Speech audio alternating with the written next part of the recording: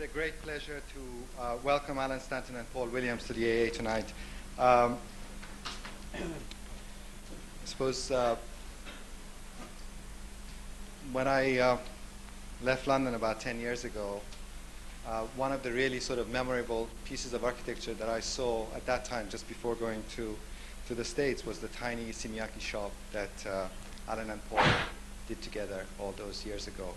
I think for me it was very interesting to see this kind of continuity of modernism carried out with incredible delicacy of attention to detail, choice of materials, and attention to light, which I think has been one of the signatures of the work of Alan Stanton and Paul Williams.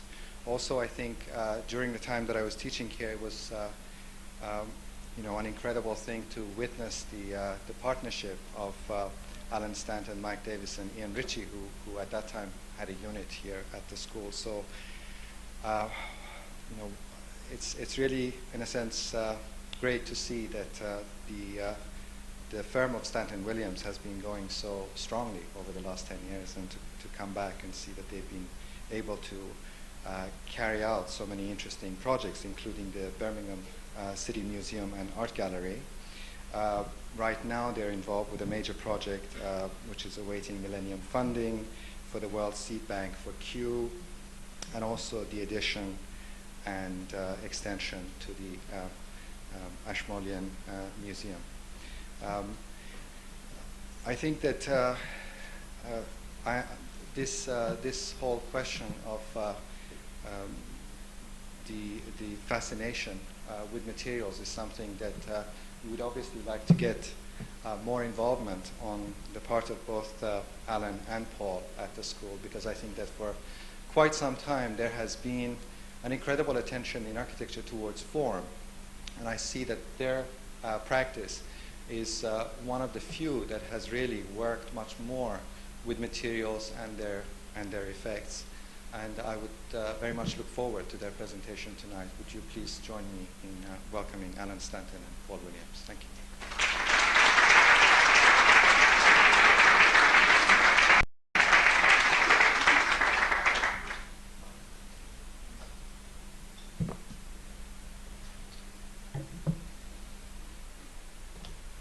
Okay, can everybody hear me okay? Yeah.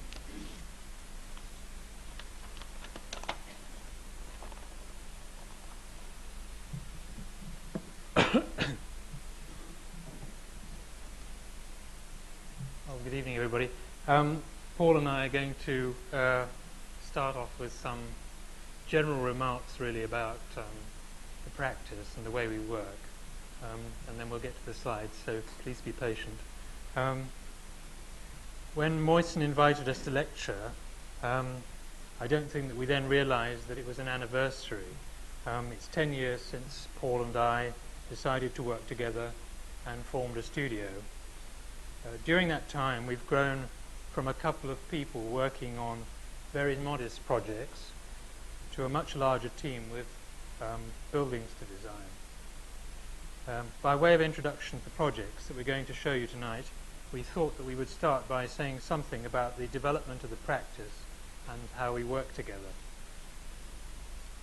Well, first of all, about partnerships. Partnerships are not easy things to make work, as many of you probably know, and even more difficult to explain. It's been interesting to see how Paul and I have been typified in the past, mostly by the press. Paul has been labelled as the intuitive one, and me as the cool one. Even the good old AA events list, we note this week, has me as the fantasist this time, and Paul as the attentive one. Now, I wonder who wrote that. The reality is, of course, we like to think more complicated than that, although it's fair to say that Paul and I came from very different backgrounds when we met 10 years ago. Paul from the somewhat rarefied art world, world of museum and gallery design, and me from architecture. But I think even then we immediately recognized shared sympathies and very quickly began to develop a common design language. But we had much to learn from each other. There's been a tremendous kind of overlapping between us.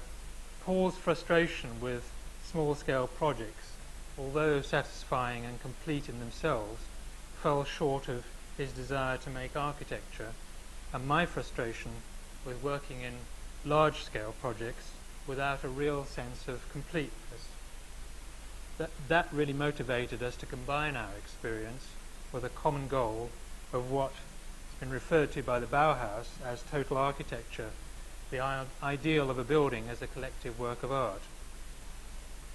10 years on, we're still very far from realizing that ideal, but the common language has developed into a way of working for both of us that now embraces a team within our studio who continue to extend and amplify it as we work on much larger projects. The process is documented by the slides that we will show tonight. Our early work on temporary exhibition spaces for art was an experimental ground for working with light, space and objects. From this we learnt to design permanent installations and then interiors for shops, offices and living spaces. Most recently with 60 Sloane Avenue, the first of our larger scale projects, the challenge has been how to take the lessons of the early work into a major scheme, how to extend the density of thought and attention to a large commercial building. We've subtitled our lecture tonight, with a spelling mistake here, I won't tell you what it is, Intuition and Rationality. This really refers to the way that we design. Let me read you a quotation about intuition from a Japanese scholar, E.T. Suzuki. The awakening of intuition, he says, is the unfolding of a new world hitherto unperceived in the confusion of the dualistically trained mind. It is man's highest facility of perception, a kind of spiritual illumination which manifests only when the thought and sense impressions of personal life have been brought into silence. Intuition and rationality are the real substance of our working method in the studio. They are two sides of the same coin. You can't have one without the other, and indeed one might say that our ability to be intuitive is dependent upon the rigor and intensity of a rational design method. Making good architecture starts with throwing the net wide, bringing all the problems to the surface and laying them bare. This is what we do individually and as a team. It is a dense and concentrated activity. It's hard work. Most of it is unglamorous, and that probably occupies 90% of our time. Although it's sheer graft, it is the fundamental and perhaps most obvious part of the craft of making buildings. There is, of course, the danger of it being seen as the whole process, a process reduced to a simple equation of problem solving. But throughout this process, there are moments when the lateral thought, the poetic move, the intuitive guess arise. They arise when rationality has, for an instant, been set aside, as Suzuki says, when thought has been brought into silence. Intuitive insights do not produce spectacular ideas for their own sake, ill-founded one-liners that can only have superficial appeal.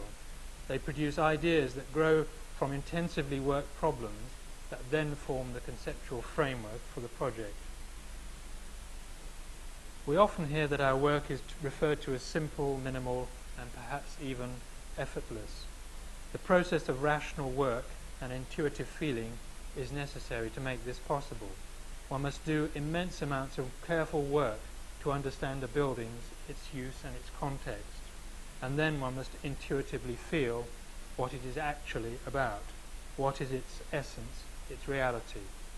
Only this makes it possible for its complexities to be resolved, and the result may then, with luck, have a natural inevitability about it. Pass over to Paul, good luck. It's rather wonderful listening to Alan talk like that. It's actually quite rare that we do talk like this. I think saying to Moisen before we came in here this evening, that time to reflect is something that neither of us have really found the time for in the last 10 years.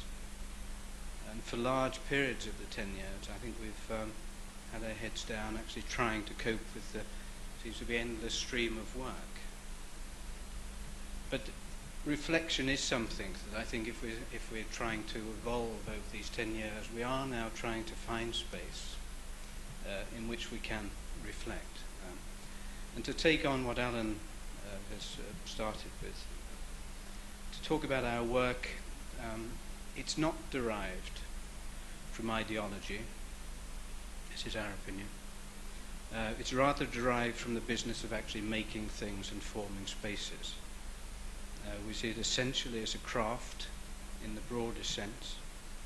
This is not to say that theory and references don't exist in the office, and I mean, there's quite a number of the office here this evening. We all know that the sort of books we get down endlessly on each project, the slides that come out and the references. But I think the important thing is that we study those references, we don't copy them, and we really rework them.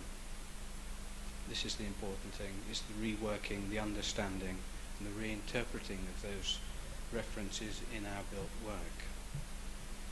Design preoccupations are easy to list, and I think certainly talking about it, Alan and I really feel that the same things we say now were the same things we were saying 10 years ago.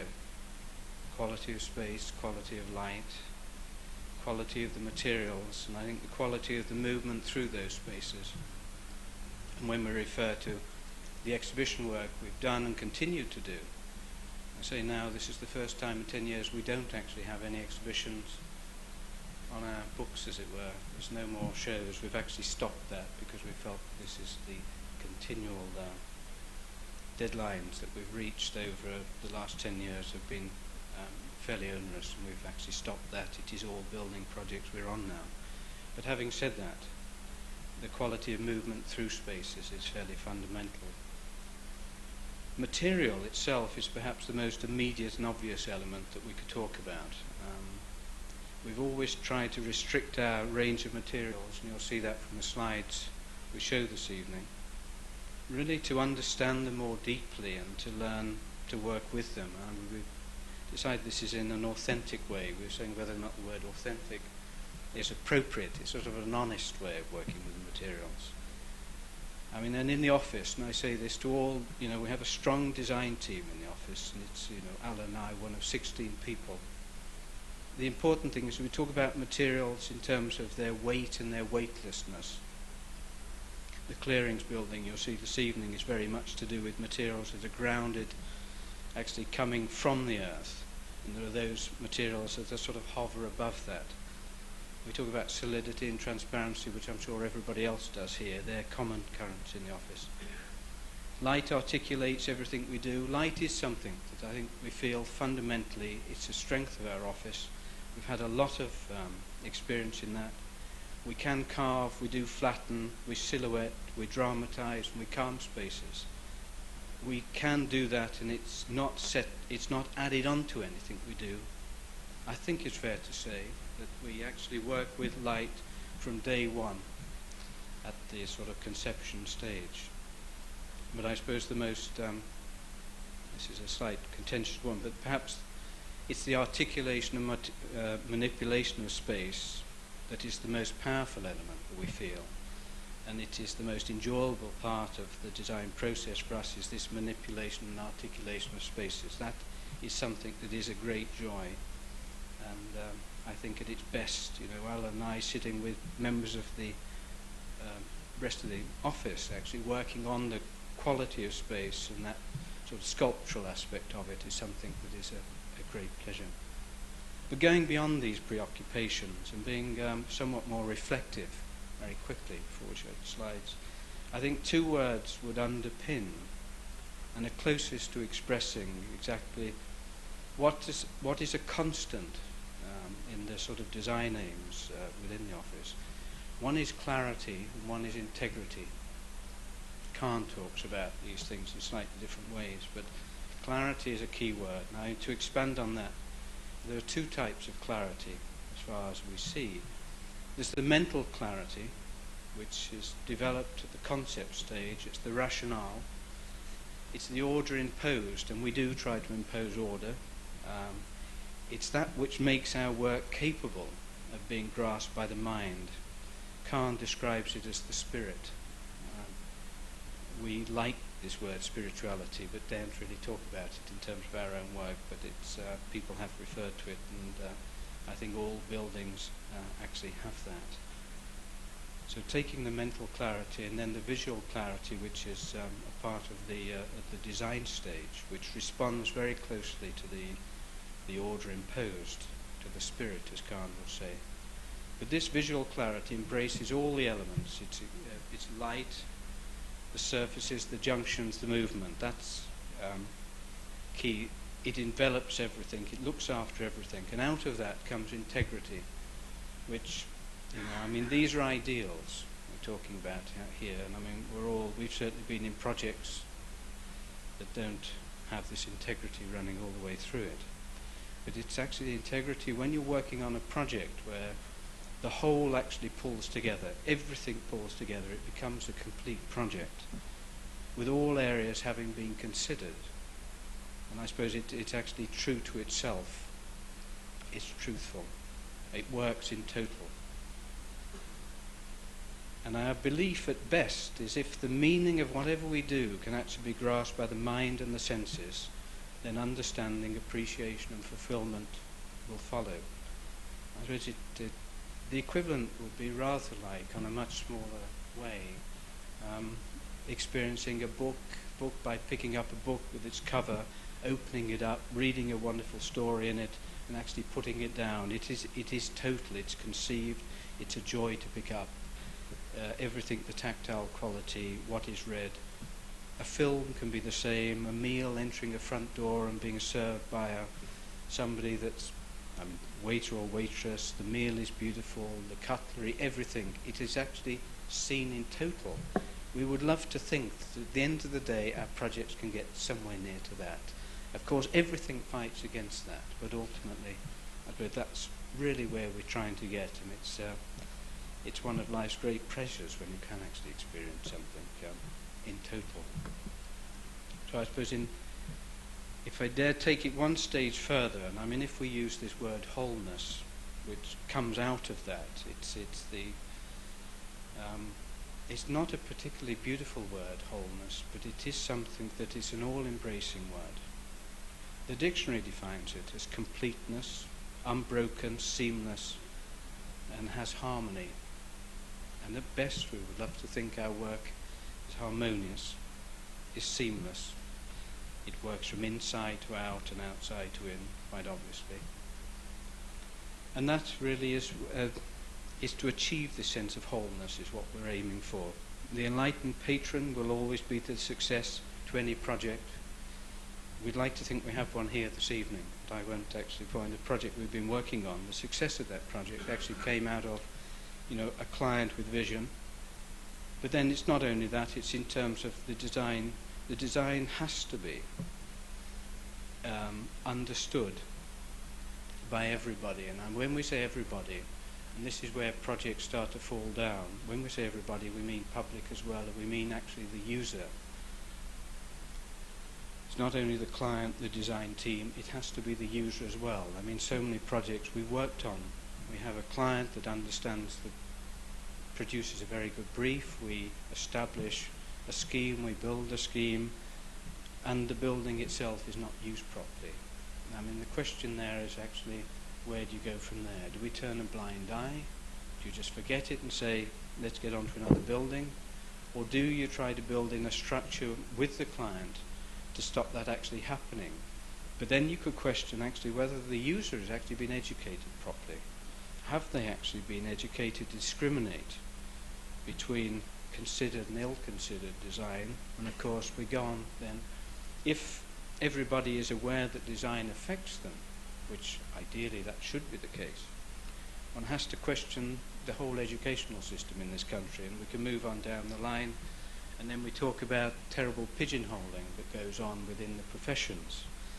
And certainly that's something the office, we've come into the slides now, that I think Alan and I have tried to break down is the pigeonholing within the professions, the boundaries, the design boundaries that exist certainly in this country almost more than anywhere else in Europe.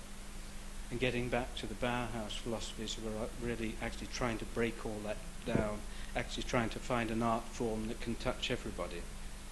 I think this really, perhaps this is where I should actually stop, other than to say that it's always a sobering quote that we read in, it was in a Sunday paper some months ago.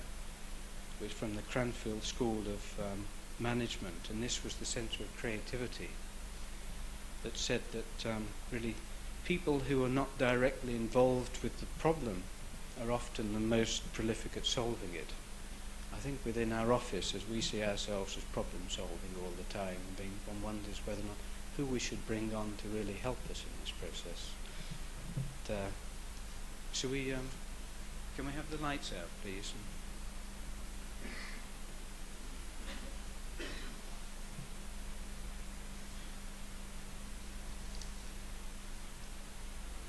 And the slides on.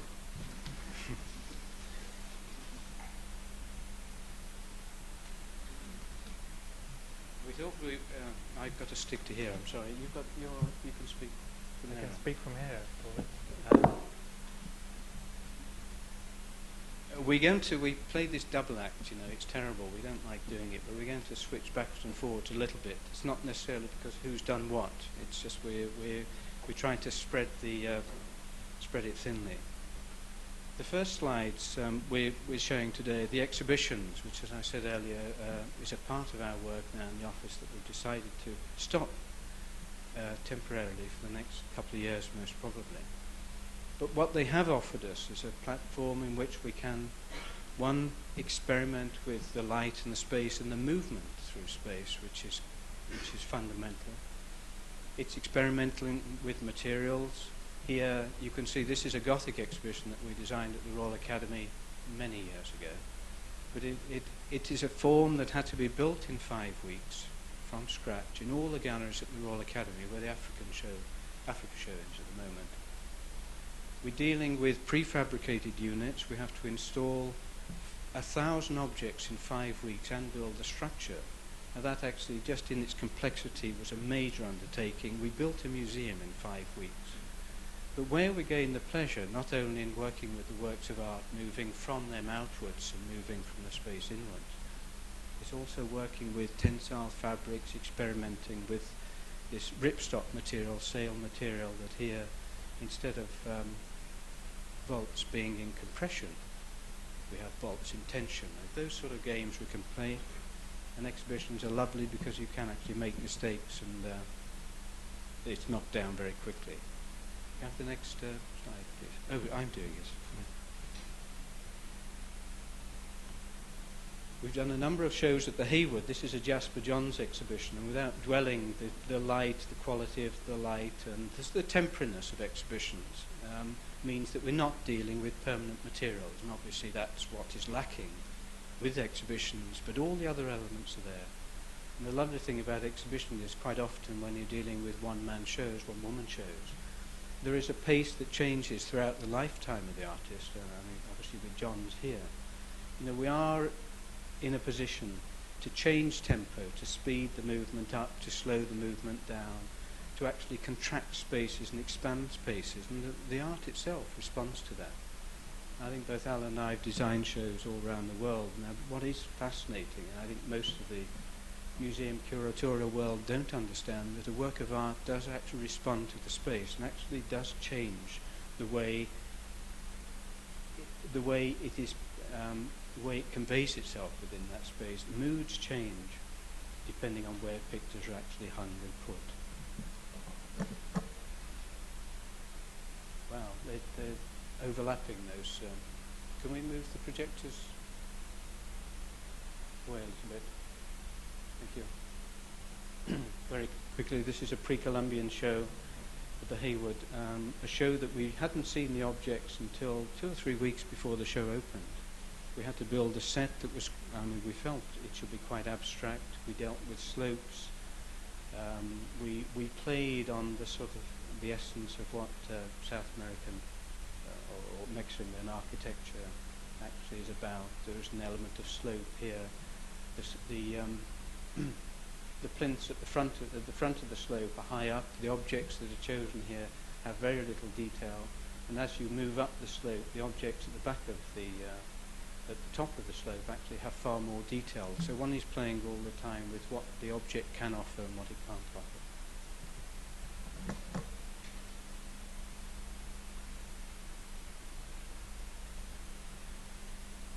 Very softly introducing words. I mean, we like to think objects. We have not taken on exhibitions that wrap objects up in words. I think the one constant in all the shows we've done has tended to be they've been object-driven. There's a tendency in the museum world to wrap social history around things, and I think most probably other people can do that much better than us. This is on the right-hand side. That's a voice installation, but here just very simple problems where you have voice drawings you can see at the back of that space, and you have that large installation at the front, and the curators are asking us if we can put these two different types of objects, sculpture and very delicate drawings, in the same space. So what we did is to build a mezzanine and build a balustrade where you can look at the drawings and then look across and look down at the piece of sculpture itself. This down to very simple, there's an Eve Klein show at the Hayward, which is must be the last exhibition we did at the Hayward before we stopped. And I think finally this was a Leonardo exhibition, which again is playing with tensile fabrics, environmentally controlled showcases, different floor textures as you move through the space. But ultimately, with the slide on the right-hand side, we believe that you do finally focus on the work of art. It's almost that, it is driven, and you'll see that in the sort of architecture that we're going to be showing in a short while.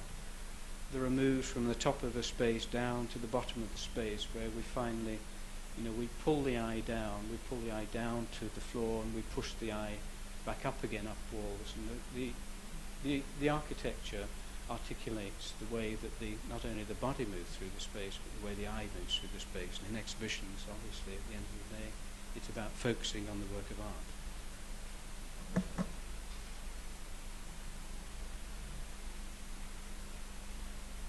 So from temporary exhibitions, we began to get commissions to work on permanent installations. And this is a kind of special one, but a very permanent installation in Winchester Cathedral, in the Triforium, which is in the South Transept. So it moves around like a U-shaped space in a gallery above the South Transept of the building. It's a Romanesque space, tremendous heavy columns, massive oak timbers, and a herringbone brick floor. And we were asked to display a whole selection of medieval sculpture which they'd discovered or been kept down in the crypt, which had been destroyed during the Reformation. So the problem really was how to make the right kind of scaled spaces for these objects. They had to be protected, so showcases serve this double function of protecting them, keeping the dust out, and also making scaled environments for them to work in. About light, the sun is moving around this space all the day. It's the South Transept, so the sun literally moves around all these windows, and the light is constantly changing. And then the question of materials, and we chose to work with the stone from the building, white Portland stone, which moves up into these showcases, which are essentially pieces of sculpture. Gradually, the patina, they're gradually weathering down and becoming very much part of the building. And the brick herringbone floor, which is carefully reinstated all around these things. On the right-hand side, you can see a lower showcase, Portland base, metal and glass, and the handrail is, I think, one of the first handrails to go into a cathedral in this century. It's endless committees and all the rest of it, but it's a modern glass handrail going into a Romanesque space, which took quite a bit of doing.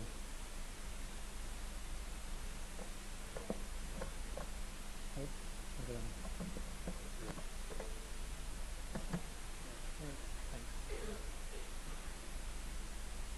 There you can see some details of the showcases, the mounts for the objects are displayed at particular heights according to their detail and original position. And then from that again, moving on, we were asked to look at containers for art exhibitions spaces.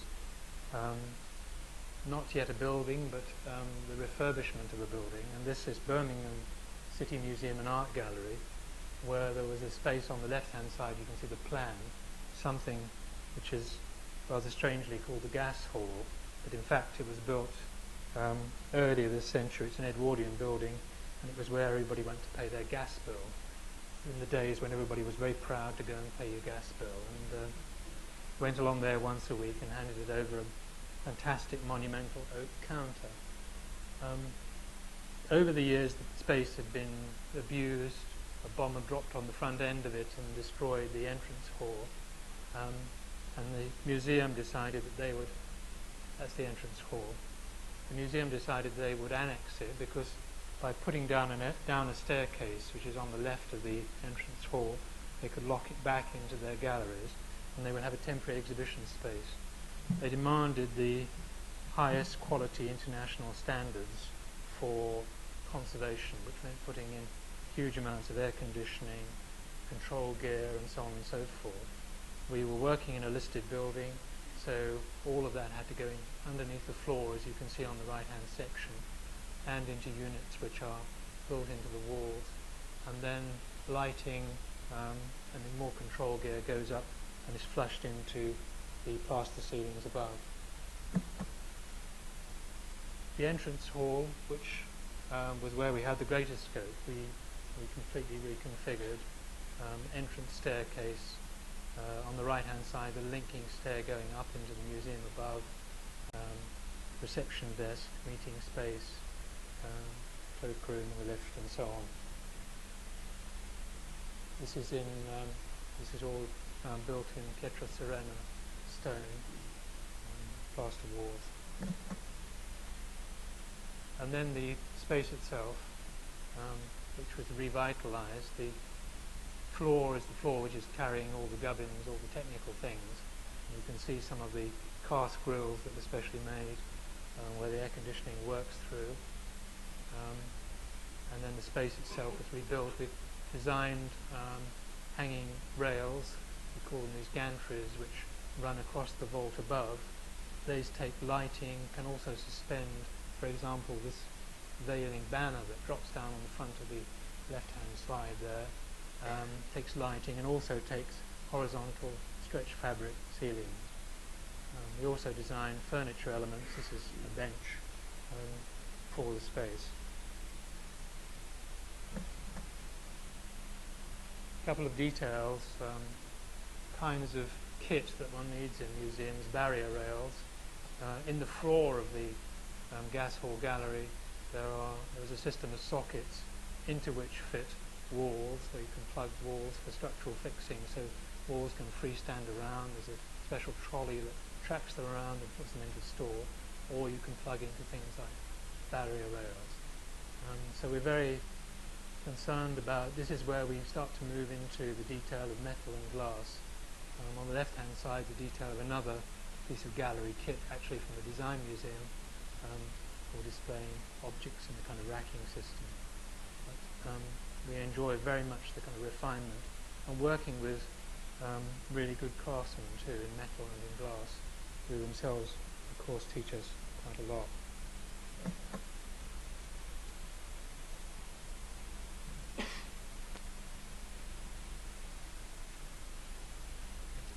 The next couple of projects are projects that we were asked to evolve spaces within basements.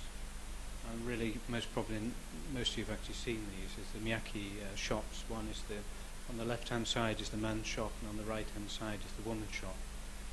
But again, really bringing into force all the moves that we're looking for, or elements that on the left-hand side, the man's shop, there is a vaulted ceiling which returns, although it's a very narrow space. We actually took out the ground floor and the first floor to intensify the verticality of this. But we had a vaulted ceiling at the top, again, to get the eye to move up and to move down, and finally move the eye down and draw both the eye and the staircase brings the public down into this ground floor space. Unfortunately, Betty Jackson has taken over now, and David Chipfield moved in, and he rules that space now. He's slightly reordered this space on the left-hand side. On the right-hand side is the woman's shop. Again, the moves that we're trying to make are, as you move off the street, the quality of the light changes from artificial light to a mixture of artificial and daylight. We knocked out the back of the building so that we could get a full double height glazed window in, again, to push the space outwards, but also to open the space out and to feel, and really so that it's an enjoyable space to move down into. You can see on the space on the right hand side, we're always trying to push and puncture walls. Actually, it's difficult to, I think the calculation of columns plotted into landscape heights, that model and move down the space. There's just a whole series of moves that we play with in order to try to unify both upstairs and downstairs spaces. The takeaway staircase on the right hand side, you can see that little timber says that's a removable staircase, so catwalks can be installed in the premises. It's never actually happened. Classic FM. This is the headquarters for the for Classic FM. It's in a Jemaah building, 30s building in Camden. Again, trying to draw people down into these lower spaces, working with timbers, glass, stainless steel. You can see the palette is developed fairly strongly at this stage. This was done how many 3 years ago, 4 years ago? 4 years ago. They're awkward spaces. It's not an easy space, these basement spaces. All the time trying to pull natural daylight down into the building, down into the belly of the building, and from the canal into the space. That speaks for itself. Again, ceiling panels articulating this office space and trying to create different zones within this overall space. So ceiling planes are pulled through where you go from one type of office space into another, basically keeping it as open plan as possible.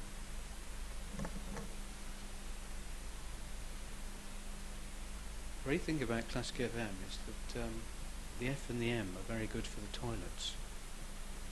So we actually were able to use their logo on that.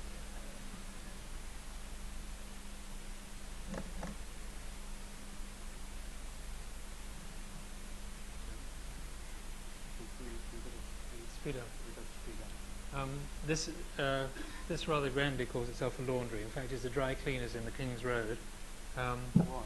Was now gone. The world of retail, here today and gone tomorrow. And we treat it very much as a little magic book. It's almost a piece of set design for a theatre. So again, the timber, using the existing floor in the shop, a flying timber counter, galvanized metal, painted metal, and it's very much a transaction space, so that across the counter there's a rail at the end where clothes are hooked on as they come slid across to the customer on the till.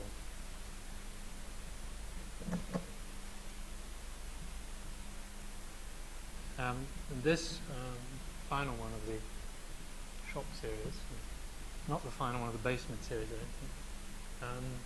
This is a gallery in the base of the Economist building. You may not recognize it, but there at night is Smithson's Economist building in St James's Street. I'm not sure why I've got two of the same slide. It's a two-slide show.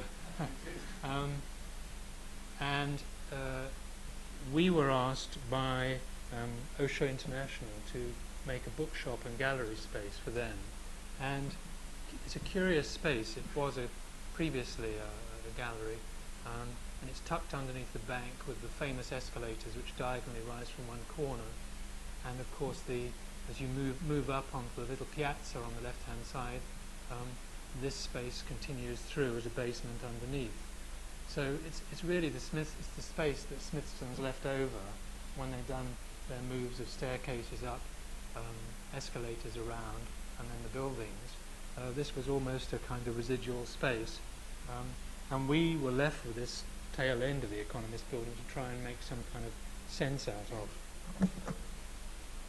Luckily, with a very sympathetic client who allowed us to do some fairly radical things in terms of structure and modelling of the space. We pushed through into the basement and tried to lock through the forms of the ceiling, the walls and the floors, again with reinforced with the choice of materials, timber, the stone and the plastered walls. On the left hand side you see these are display niches in the main gallery area on the front on St James's Street, and then on the right hand side you can see that's a detail down the steps, timber steps into the lower area where there are sliding panels and more display for books and so on. A detail of the staircase coming down from the St James's Street space with its reception counter, and then on the right hand side, really tucked right in underneath the steps that go up onto the piazza, there's a small meditation space with two benches and a little office tucked around the back. So it's really kind of a kind of Chinese puzzle of a space in many ways.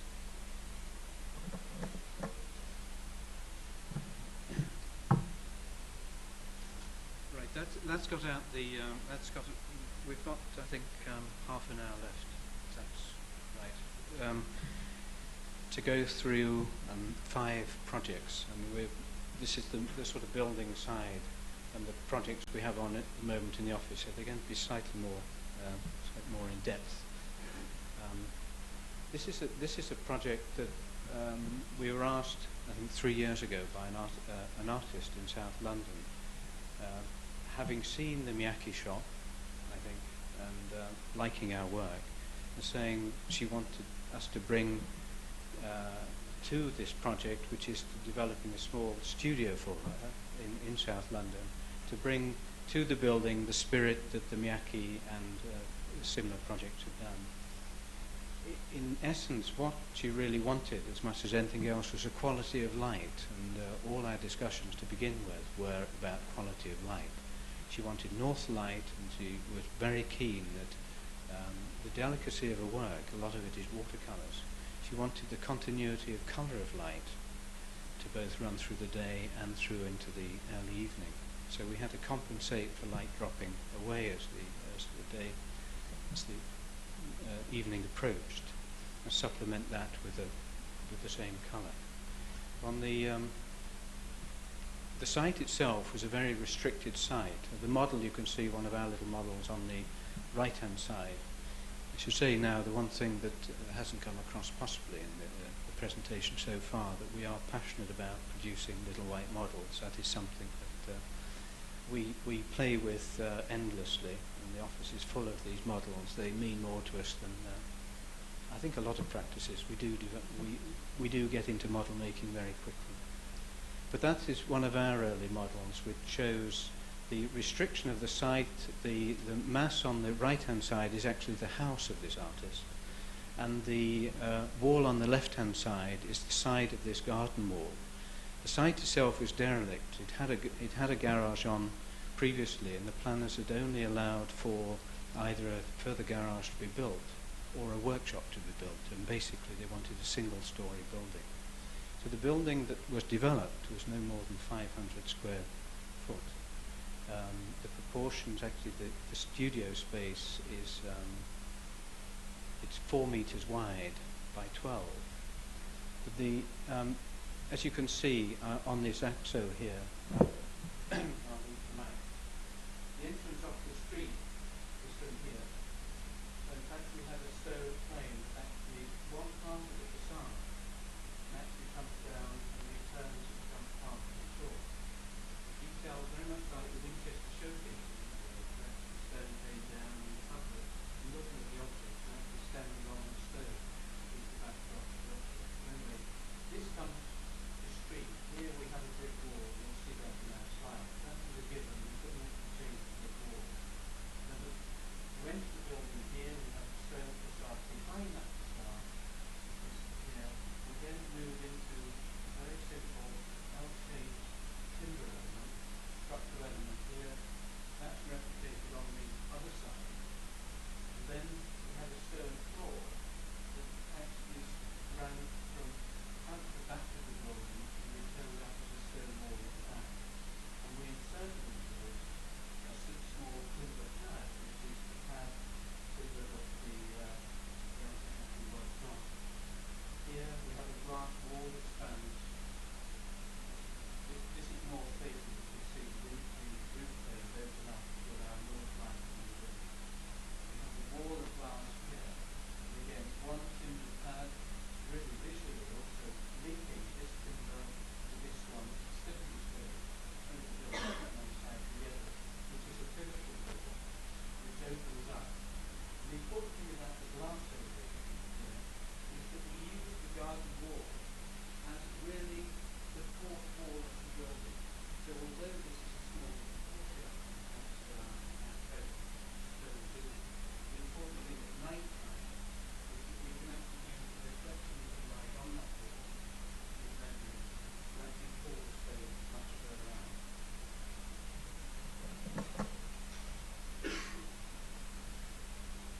Fairly unprepossessing brick wall you got here. But this really is, as I said, this is a given. Here the stones coming through, you can see that folded up. Here we have the pivoting gate, which is the play on the pivoting door as you move through. Here is the L-shaped timber which is coming through the front. And of course, the roof itself, as with a lot of practices, we're trying to reinvent the box all the time. It's about breaking down this box core. So it's isolating roof from walls, from floor, or possibly making walls become floors, which in this instance is doing both.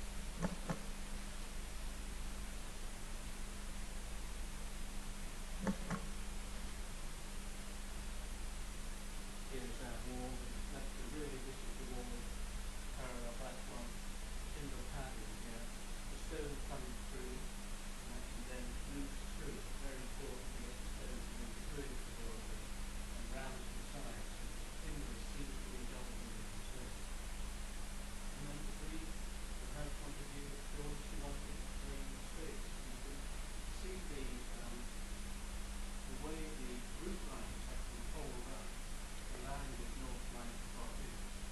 In those cross beams then, we inserted fluorescent natural veil tubes that come on when the light level drops to a point. And they then bounce light off the flat roof line. It's very simple to drop the light down. The other elements that we're introducing here are obviously the stainless steel kitchen. Back there. And behind each of these little clear-story windows on one end of the space, on that right-hand side, is a toilet and shower. I don't remember whether we put oh, we did. Yes. Behind that is the stainless steel shower room and toilet with stone moving through. So that is just the base of the shower. And then on the other end of the space is the storeroom. Plant chests sympathetically to lock into the sort of geometries that are working from front to back.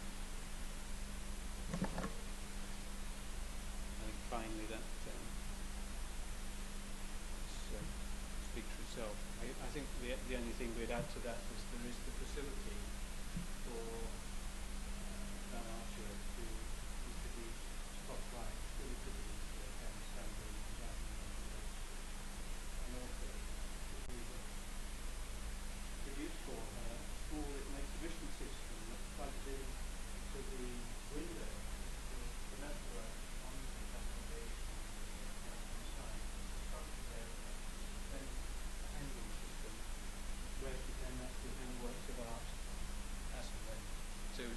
They had 2 exhibitions there, I think, to date. And somebody else's, I believe, last year. Good. Covered.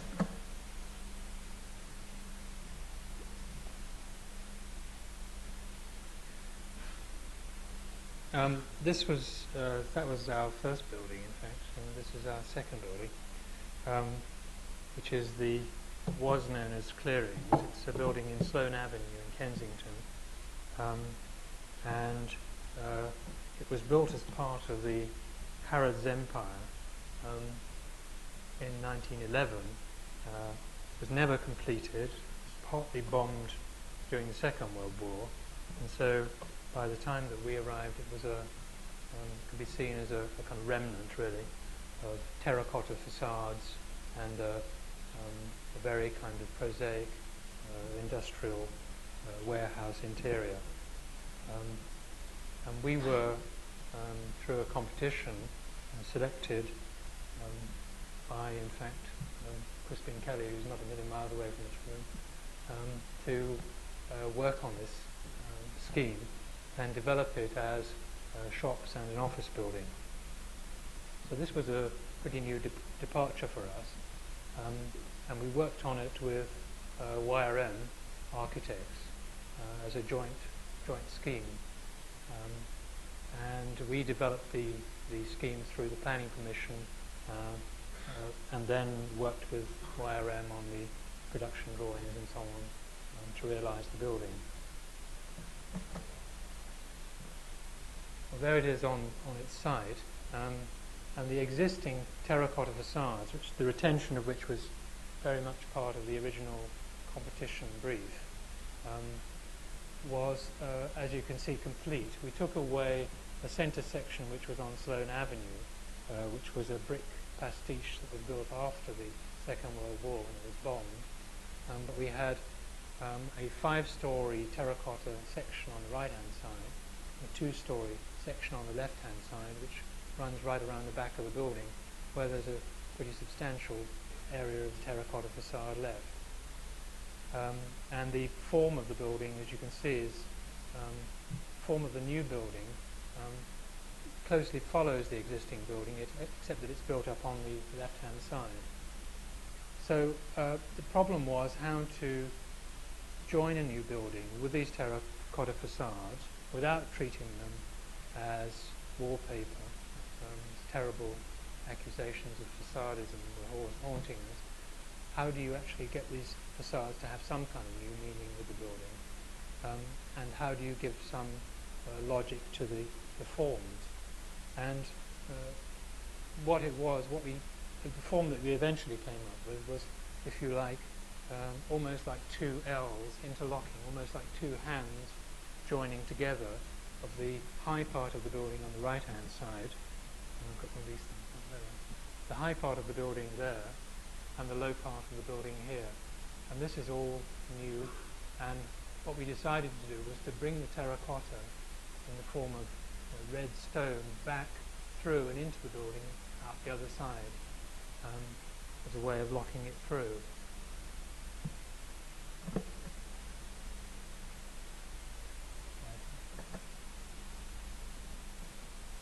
We spent a great deal of time developing this, trying to understand the forms of the building, looking at different ways of doing the material and so on.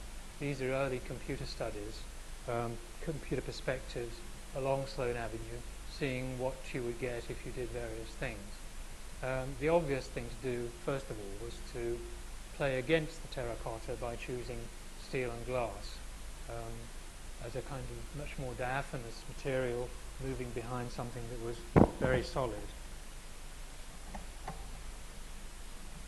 But later on we began to introduce the idea of bringing solidity and extending the terracotta, not literally with terracotta, which was impossible to use, to afford or to use on the building, but with a red sandstone that had some family relationship with the terracotta, and that as a solid is brought into the new building. So it's not just simply new and old, but there is an overlapping. It acts as a kind of material that works between the two parts.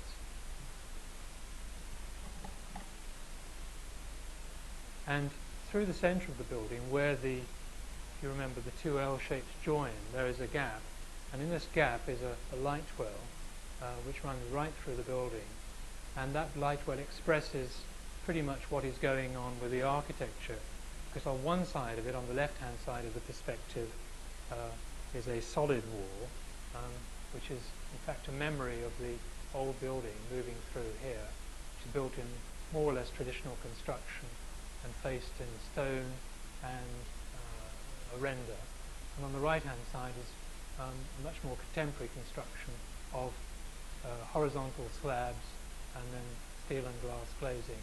At the ends of the space, the two ends of the light well space are treated in a very different way. One moves through with steel and glass balustrades, and the other end moves through with stone balconies. And this is the building as it is now. It's complete and almost occupied. It's been occupied by an advertising agency who've taken all the office space and is gradually being let as restaurant and shop spaces below. There you can see the stone moving along through the canopies above, and the stone columns, the blades which move back through the facade, and then ties back into the terracotta as it moves down Sloane Avenue. It ties back, and with the main office entrance which is there, and then there's a sculptural element in here which locks it back into a pink stone blade which runs along the side of the terracotta there to hold the two sides together. The other element of the building in terms of materials is a granite base. These are granite piers which were originally there to protect these entrances for trucks going in and out. And that granite has been picked up and is used as a base which is pulled through the entrance hall and becomes the floor of a piano nobile inside, because at the base of the light well you move up escalators onto the first floor. You'll see that in a moment, up onto the top of the granite base. That's the entrance on the left-hand side. You move through this granite space. The red Cumbrian sandstone is moving down on the right-hand side. You can see where the granite is carved at the back of that space. You move left up on the escalator, up onto the first floor, this piano nobile, where there is a reception for the space, for the offices.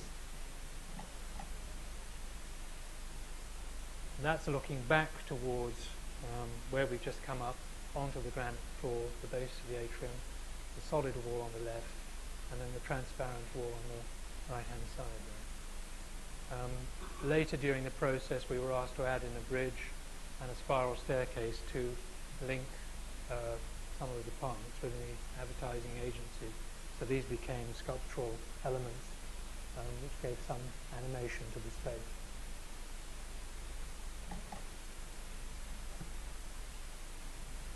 That's the other end of the atrium, where you can see there are stone balconies where the stone turns out of the back wall and folds to form balconies.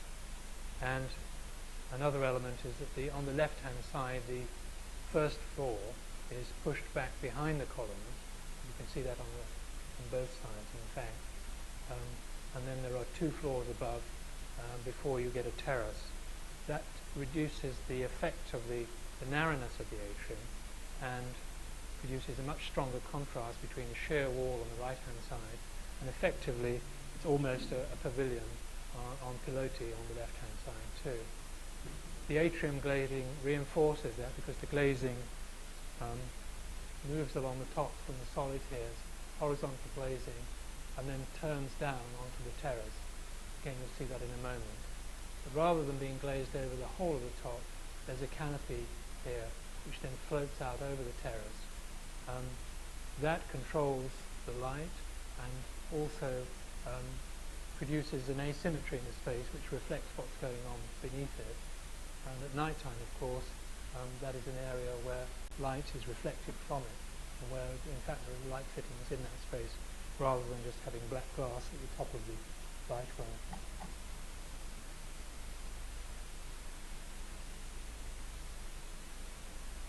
The rod you see running along the top there is in fact a cleaning track, a cleaning gantry.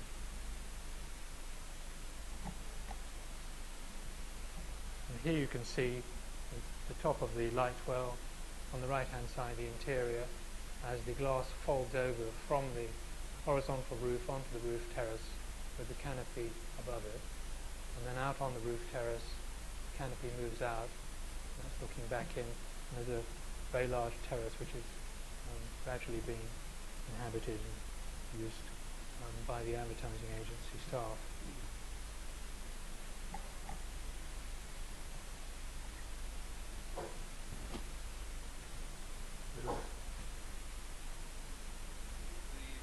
Three projects that we will quickly show you are three projects that are in the process. Two are in the process of being built now, and the last one is in its is waiting for funding from the Millennium Commission.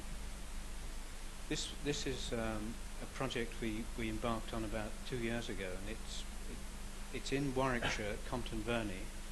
It's the mansion you can see there is a Vanbrugh Adam mansion.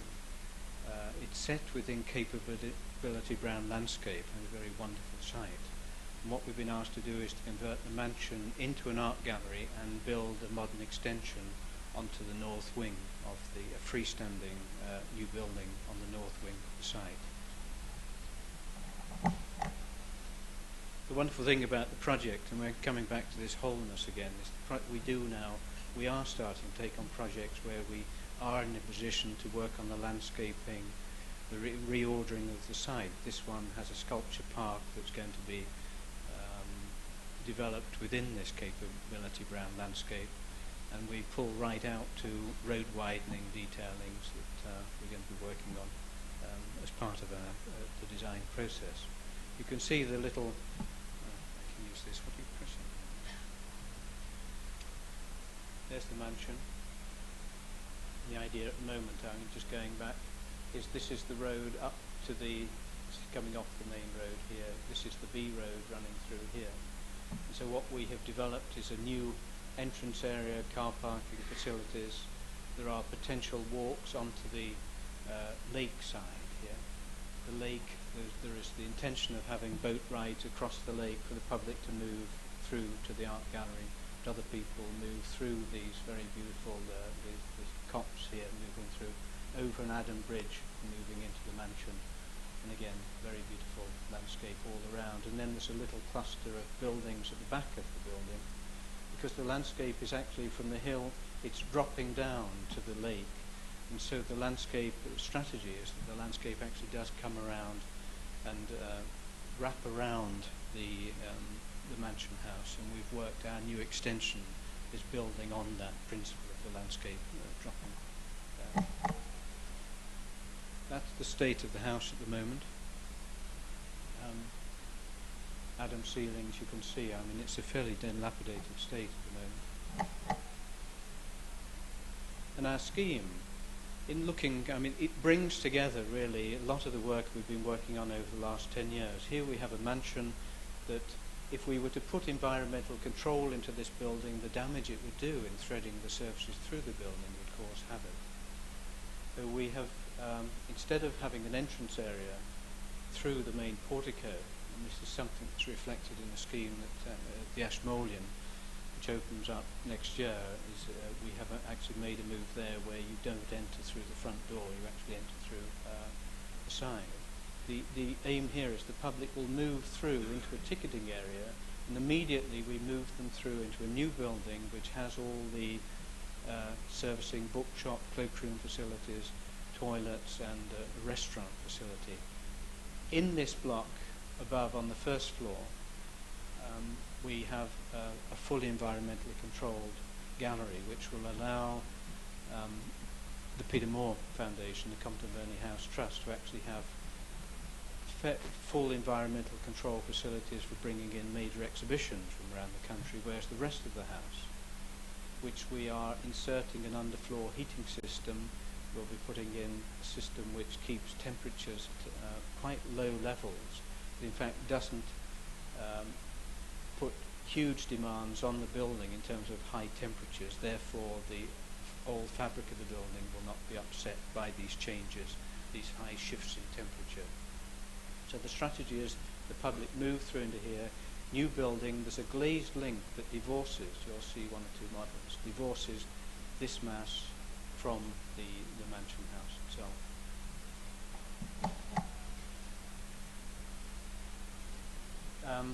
This is a very simplified elevation of the building here. On the front elevation, this is the back elevation with a sculpture court we have at the back. Here just shows you how we actually have analysed how art arrives at the back of the service yard, come into a hoist, moves down into the space and then moves into the main part of the building here. All those routes and through routes and movements have been analysed, and we now have all parts of the mansion can be accessed by a trolley, moving works of art up to 3 metres high into all parts of the building. I think the important thing is, for a project like this, it's working with a number of our projects. This has happened. We have to present, obviously, to the local planning authority, but when we're dealing, as with the Ashmolean as well, with listed buildings, we're constantly working with English Heritage, Georgian group, Victorian groups, everybody, the Royal Fine Arts Society.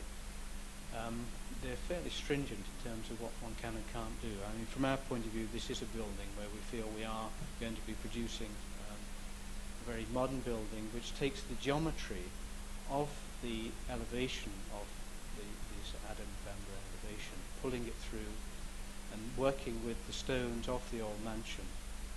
So in essence, in spirit, we're taking the old building with us, but we're letting it go and producing a very modern building.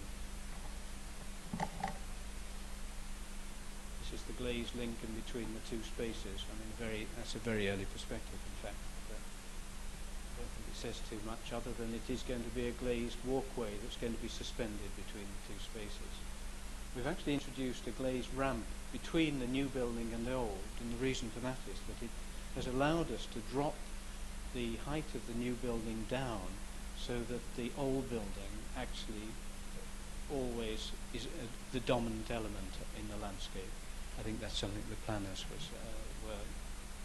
felt that was an important step to make. Here just is a very simple perspective of the way we're treating the old building. Again, these are the type of models that we're looking at. It's these junctions here about how this modern building actually touches the old building. These coins are part of the corn pavilions of the old mansion. It's critical how this actually locks into this. How the landscape, and this is a very abstract model, the landscape is falling down, it's actually hugging our new extension here. But part of our building is actually pulling through terraces, and then landscaping steps moving up to upper levels, landscaping steps moving down, and cantilevering almost this corner. So one starts to see that there's a volume up there which is the container for the temporary exhibition space.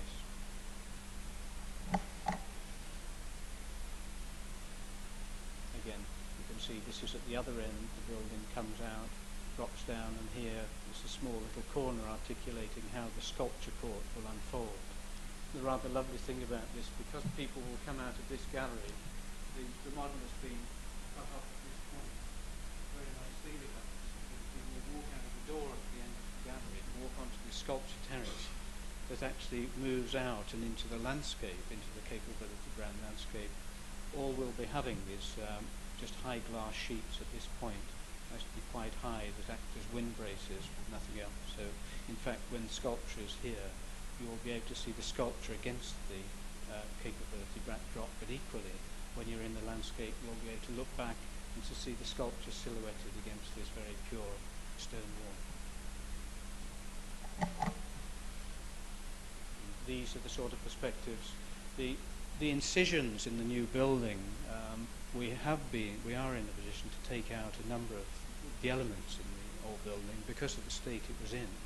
So the south wing will be restored, more or less intact, but the north wing we are making major sort of modern insertions into that. So we have glass stairs that will be moving up the full height of the building, linked to lifts that move up, the cores moving up into the building. So it will be very clear, very much in the sort of Scarpa tradition, of, it will be, and I think it's fairly rare in this country, there will be a juxtaposition of new and old actually working together. I mean, obviously our feeling is that one heightens the other. We have a planning system, obviously, in this country, but the majority of people don't actually think that's the case. But I mean, we're quite excited about potentially what we have been allowed to do by Stratford planners and English heritage.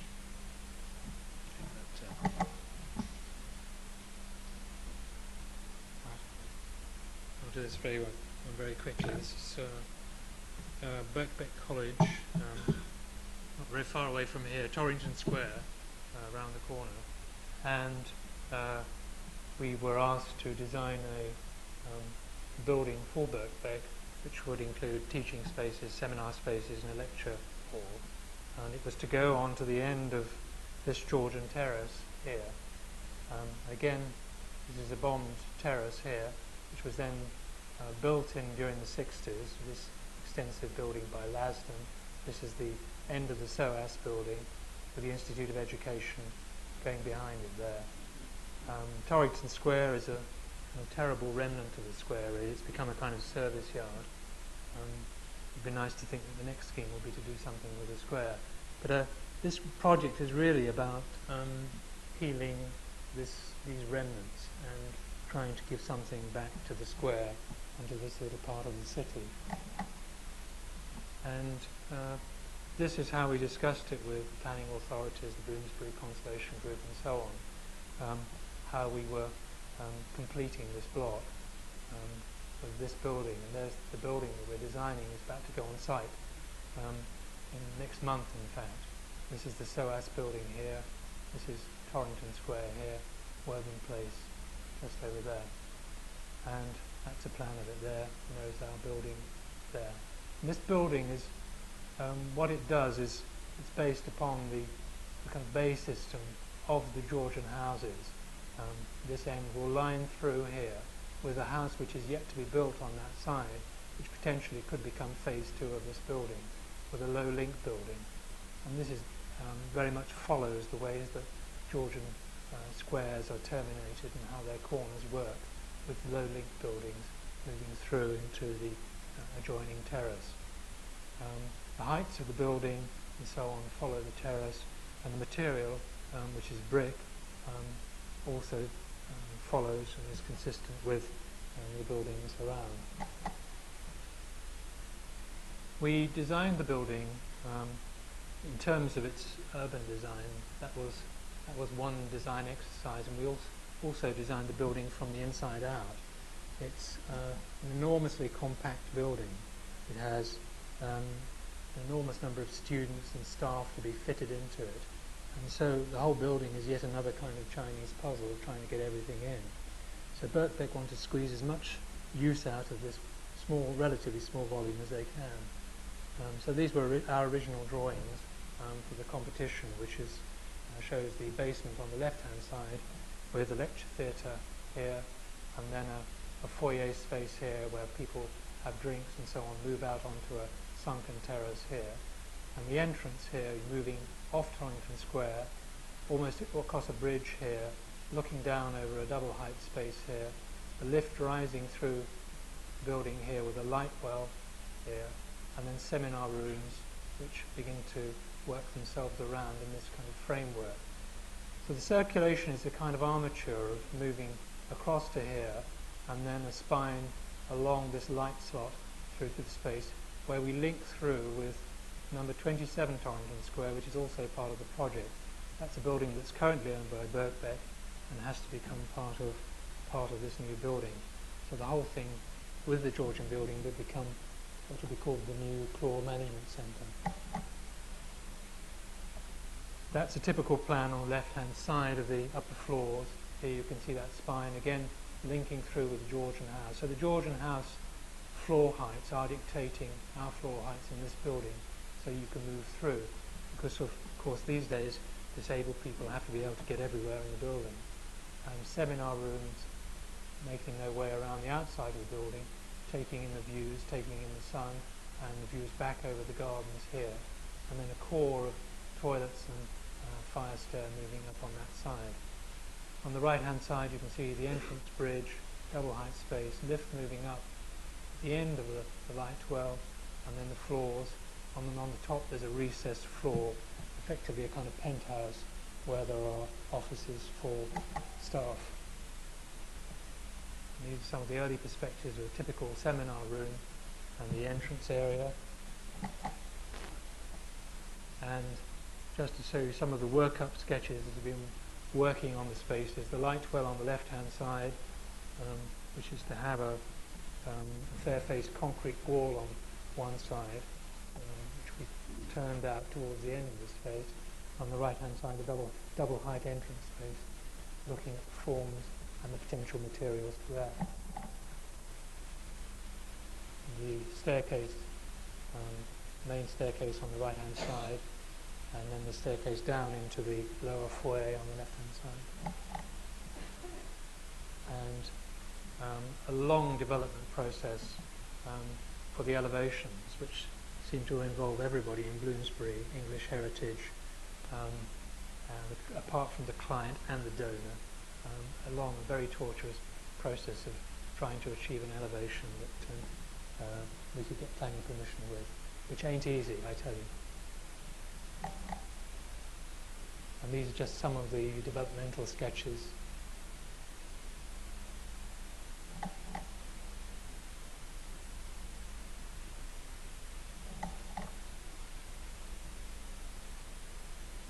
And a rather bland drawing of the final elevation there, but in fact we hope it'll look a lot better than that. The brick reveals, it has louvered metal opening panels, quite an interesting glazed elements that move up onto metal panels above.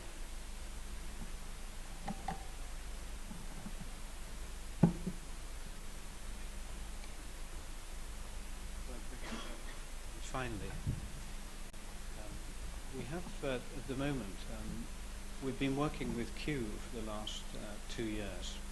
Kew Gardens. We were fortunate enough to win a competition, limited competition, a couple of years ago to design a visitor centre at Wakehurst Place, which is the country seat of Kew. It's very near to Gatwick Airport.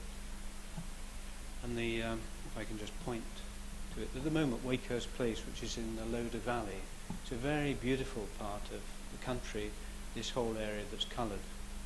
This is an aerial view, obviously at the moment. But you can see that people arrive at a rather nasty tar macadam car park, and what we were asked to do is develop a visitor centre at this point so that the public could actually move through into the grounds and then onto the mansion house that's actually located in the grounds, which is a Tudor building, and then through into the landscape. And you can see that you move out of the car park, you move around the grounds, and there's this sort of circuit that develops. You move through and back to the car park. Now what's transpired since we won that competition was the visitor centre was put on hold, and we'll quickly show you exactly how we developed it until the stage we dropped it. But after that we were then asked to design a small little study building, a school building, actually on the site. We were given a consignment of timber that had been confiscated from HMS Customs, the South American timber. We were almost given it like a building block. We were given bundles of timber and said, build something. We were given £70,000 to do that. And the third project, which, I mean, they're one of QR, one of the great patrons. I mean, they have been commissioning architects actually to produce modern buildings, which is quite rare for a lot of clients in this country. So Kew have been putting up really decent buildings. The third building is the project where we have been asked now to develop a scheme to house the World Seed Bank, which is the aim is to, by the year 2010, hold all the flora and fauna, seeds from flora and fauna within the British Isles, and 1/10 of the world's seeds from arid and semi-arid countries by the year 2010. We've developed a scheme. We've been working with, once again, all the from English Heritage through the Countryside Commission through to the planners. We've been developing this over the last 6 years. And in fact, the Commission will be telling us whether or not the scheme's going to go forward before Christmas. So In studying Wakehurst Place, and the nice thing about this is very much a landscaping scheme again. In studying Wakehurst Place, it's very much to do with paths, it's to do with local stones. In designing the building, the visitor centre, we felt fairly early on that in fact they weren't looking for a building at all. They were looking for a covered space. So in our presentations to the committee, we actually never used the word building once. We talked about inhabited walls, we talked about canopies, we talked about greenhouses, we talked about thermal walls and thermal flywheels. So we began by saying that Wakehurst Place is a series of paths through landscape. And we, instead of taking the building, this is the entrance through here, instead of building a building as a bottle stopper onto the side, we said that this actually is not the thing to do, hoping that we would knock out 4 of our competitors straight away if they agreed with us. We said that what we must do is actually bring a path from out of the grounds and pull it through, and then we would build a canopy over that path. We also said that the site itself, when you arrived in this sea of tar macadam, there was no wall, and the important thing about gardens is walls. So we built a wall. We proposed, and this is planned to go ahead next year. We're building a stone wall out of the local stone. We then puncture it and put all the building block, all the surfaces behind that. So when you arrive in the car, you just see the wall, you see the path being drawn out of the site, and then we have the canopies, you can see here. And we have designed it so that it has a green screen in summer covering itself from solar gain, and obviously using the solar energy in the wintertime coming through. We've discussed water captures, and I mean basically the scheme allows the site moves uphill from the car park, and what we've done is where they want a small shop in this area here, the shop stays on the flat and the path rises up onto the site.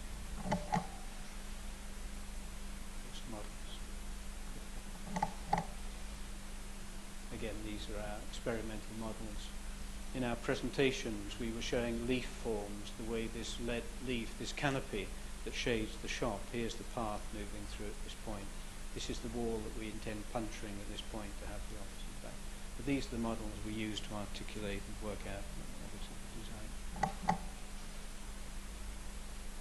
This is the small little study centre built out of these consignment of timbers. It was an absolute nightmare working with it because it was the timber was called a lassie. It was a cedar wood which had vast pockets of resin and incredibly porous. Because we knew nothing about it at all. Really, we should have said no straight away to this project, but in fact I think it's fair to say we, and certainly Oliver in our office, sweated blood over this one. I think but anyway, this is the building. We actually argued for a concrete base. We couldn't afford the Ardingly stone, so we said that if we get the concrete outside, which will build an algion in time, we're talking earlier about grounding of the buildings. The important thing here is that we ground the building, the stone, and then we sit the timber on top of the stone. I'm going quickly now because our time's up, I think. But the main thing was, instead of creating a building which was an enclosure in a field, we wanted really to bring the field into the building. So when the children are working, these huge big sliding doors really open up, and the field moves in, and obviously the children move in and out. And I think they're very happy with the building. But again, for us, I mean, the detailing is no different to this building to clearings. All the moves that we're trying to, obviously on a much smaller scale. The articulation, the way the timber folds down here, moves into an upstand. This has all the surfaces at the back of it. The way it comes down and folds out of the ground, similar to the Miyake shop. And again, the way the timber is laid onto concrete, one thing sits on another. The concrete is actually used as the structural support. And finally, this Millennium Seed Bank project, which is really is quite a special project from our point of view. Just in terms of sort of holistically, it's a scheme that you can imagine the public have walked into Wakehurst Place, they've gone around the grounds, they've actually understood, they've seen a number of plants. They then come to this building at the end of the site, at which time they will be told that within this World Seed Bank, there are seeds from most of the third world countries, and they're there for posterity. Therefore, we've been asked to build this building to last for 500 years. But the beauty of some of these seeds is absolutely stunning. We're dealing with things from coconuts through to the most finest of seeds. And the way we've developed it and presented it to people, because it has a lot of public interaction, we have here scientists who are going to be working there. We've actually shown that image of the scientist and saying, you know, the cloistered environment of scientists. We've been showing ambulatories within Bologna and the way the public move into the sites, the beautiful squares, the different types of cloisters. And I think really we've shown one or two images of Kahn, the Kimball Museum, Fort Worth, those beautiful agricultural structures that he worked with. And we've been playing with those sort of vaulted spaces as well. So the process, very quickly, and the scheme has developed from that, is the seeds move into the process. They're analysed, they're x-rayed to find out whether they're foreign bodies. They're then processed, dried, they move down underground, they're then dried to -20, -40 degrees. They are then stored there until such time as the scientists want to take those seeds out and actually try to germinate them. So they come back up again. They move into a whole set of laboratories here. So the yellow is where the public will interact. They will come through, they will, within this building complex, they will be able to move into here, see the seeds being dried, being able to go down in the lift, follow the route, look into the vaults underground, because half the building is underground. They then come up again and actually see these seeds being germinated. There will be lots of videos of collectors of seeds in third world countries actually talking live and talking about the climates in these countries. So they will be wrapped up in the realities of exactly what is going on within the world. They then move, the public will move through, and there will be a greenhouse which will be displaying the seeds that are being stored underground. This is very simply a building form that we've been developing with the sequence of barrel vaults. A very pure form, but very simple, but allowing for growth and allowing for flexibility. I don't need much anymore. And finally, these again are the images we've been showing here. There's a little element of the car park you can see here. The public will have moved through here. But the nice thing about this scheme is we're dealing very much with the landscape. And on the earlier plan, this area here, earmarked, is just an open field. And what this means is this scheme is actually, Alan used the word healing earlier. The Birkbeck project is actually healing that square to some extent.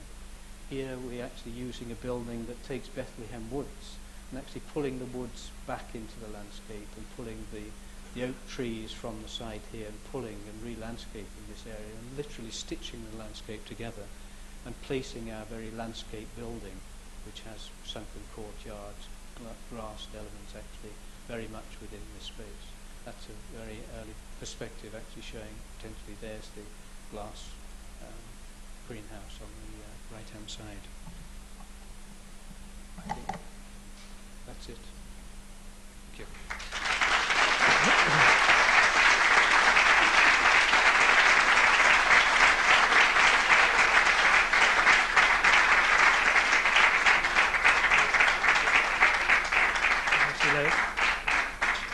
Maybe those people who have to leave could leave very quickly, and then there could be some questions.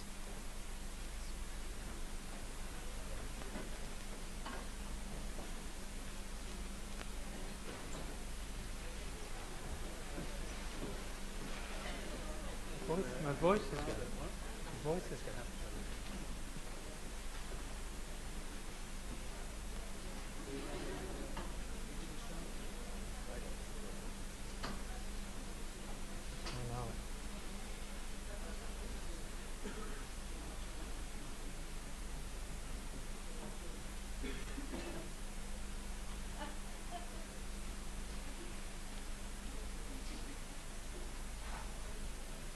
So, who's going to start?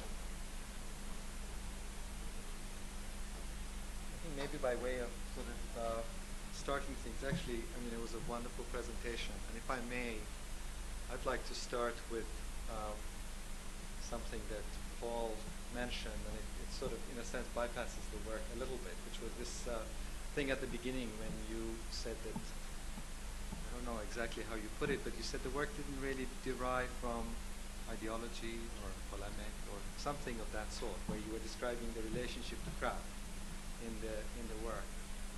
And I think one of the things that would be very interesting in the context of the school, in a sense, to have your reflections on is precisely this kind of relationship of the work to something that in some sense sort of situates it within a larger historical project, if you like.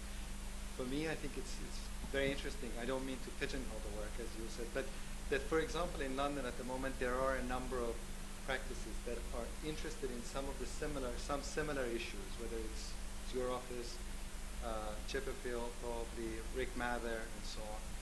And they all, I think, are working in one sense within sort of tradition of modernism in one sense. But I would like to find out from you how easy or difficult it has been to really relate these projects to the larger historical project of modernism. Precisely this thing that you said, it doesn't derive from ideology. If we look at some earlier projects of modernism that have a very particular sort of ideological bent, whether it's to do with housing, social projects, and so on and so forth. What is your reaction to this situation, where you're obviously doing fantastic, beautiful work, but also in the context of London, where it's very difficult to be, in one sense, involved with some of these projects? Is it deliberate, or is this something that that you feel is an issue that needs to be discussed within kind of wider context?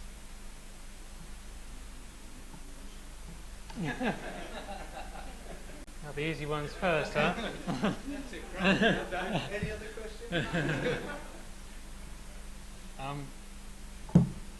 I think really we start from wanting to build things, and to an extent we see ourselves as a kind of craftsmen, almost before being architects, and certainly before being theorists.